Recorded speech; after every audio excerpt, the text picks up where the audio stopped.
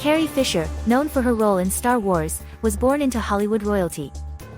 She used her platform to talk about addiction and mental illness. Now, we look back on her life with rare photos.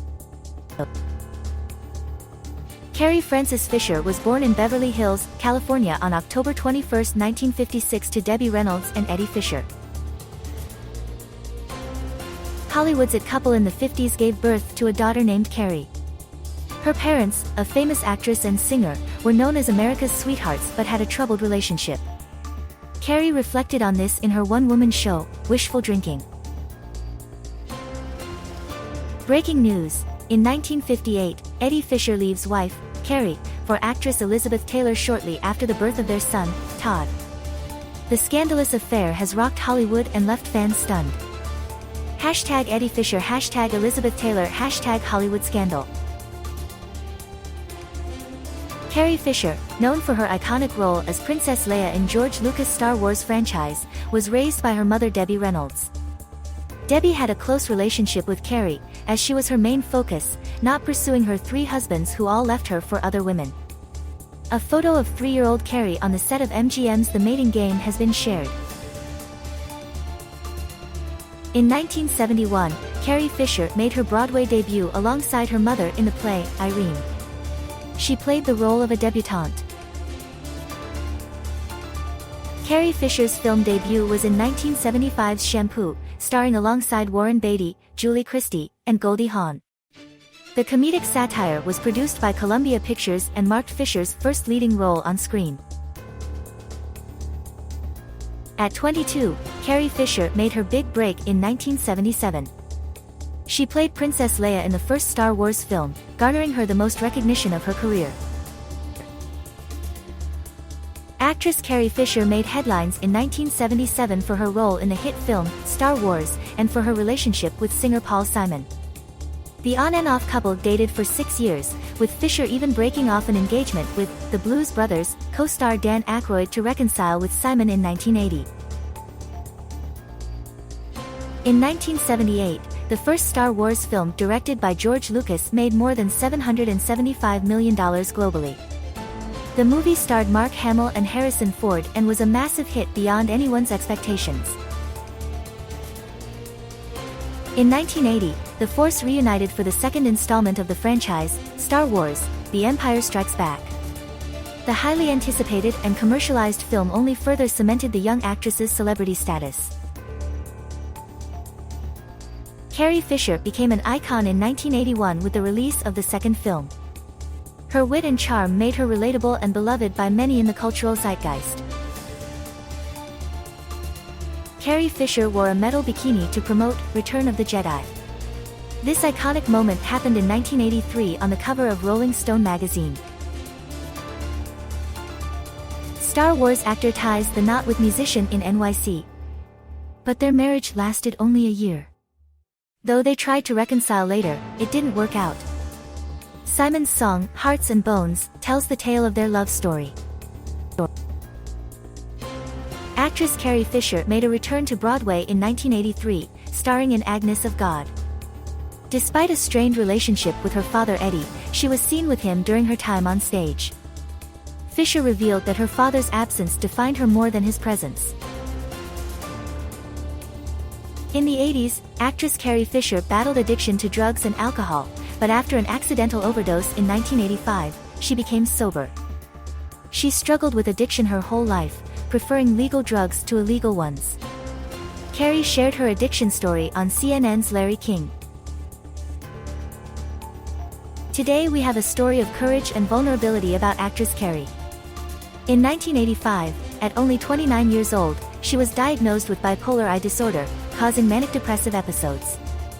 Carrie initially kept silent, but later revealed it was a contributor to her substance abuse battles. This life-changing diagnosis had a profound impact on her life. In 1987, author Carrie Fisher made her debut as a novelist with her semi-autobiographical book, Postcards from the Edge. The book quickly made it to the New York Times' bestseller list and also won her the Los Angeles Pen Award for Best First Novel. In the late 80s, Carrie Fisher took on supporting roles in blockbuster movies such as When Harry Met Sally and The Burbs. Despite being a lead actress, she was content with the smaller parts. In 1990, an actress wrote a screenplay of her first novel. It got picked up by Columbia Pictures and starred A-list actresses Meryl Streep and Shirley MacLaine. Carrie Fisher, the iconic actress widely known for her role in Star Wars, began a romantic relationship with Brian Lord, a talent agent, in 1990. Recently, a photo of the couple attending a Hollywood premiere together has surfaced, reminding fans of their love story. In 1991, Carrie began her successful career as a screenwriter, working behind the camera and revising scripts. She worked on Sister Act, The Wedding Singer, and Outbreak, among other projects, according to her website. She remained an uncredited writer until 2005. In 1992, Carrie welcomed a daughter with her partner, Brian. Billy Catherine Lord was born on July 17, 1992. Actress-turned-author Carrie Fisher had yet another bestseller on her hands in 1993 with Delusions of Grandma. The novel, loosely based on her own life, was released shortly after the birth of her daughter and showcased Fisher's continued success in the literary world. In 1994, Carrie Fisher and Brian Lord ended their long-term relationship but managed to keep their focus on co-parenting their daughter, Billy. Todd Fisher praised their ability to prioritize their child in his book, My Girls, A Lifetime with Carrie and Debbie. In 1997, after almost 10 years away from the screen, actress Carrie returned with small roles in films like Austin Powers, An International Man of Mystery. In 2000, actress and writer Carrie Fisher spoke publicly about her bipolar I diagnosis, becoming an advocate for mental health. She expressed frustration with the stigma surrounding mental illness, stating that living with bipolar disorder takes courage. In 2004, Fisher posed for the cover of BP Hope magazine, further raising awareness about the illness. Author Carrie Fisher has released her fourth novel, The Best Awful. The semi-autographical book uses humor to explore the challenges of living with a mental illness. Fisher draws on her own experiences to create a compelling and uplifting story. In 2005, Carrie's contribution to the film industry was lauded by Women in Film and Video of Washington, D.C. with the Women of Vision Award. Carrie Fisher starred in her own show, Wishful Drinking, at the Geffen Playhouse in 2006. Critics loved it and it ran until January 2007. The show was turned into a book with the same title. Carrie Fisher has partnered with HBO for a special performance of her one-woman show. It follows a successful performance and best-selling book. Carrie was seen at the premiere with her mother, Debbie Reynolds, and half-sister, Jolie Fisher in 2010. Carrie Fisher's 2011 memoir, Shockaholic, delved into her addiction, mental health, and experiences in Hollywood. Writing about her bipolar disorder helped her to talk about it in a light, comedic way.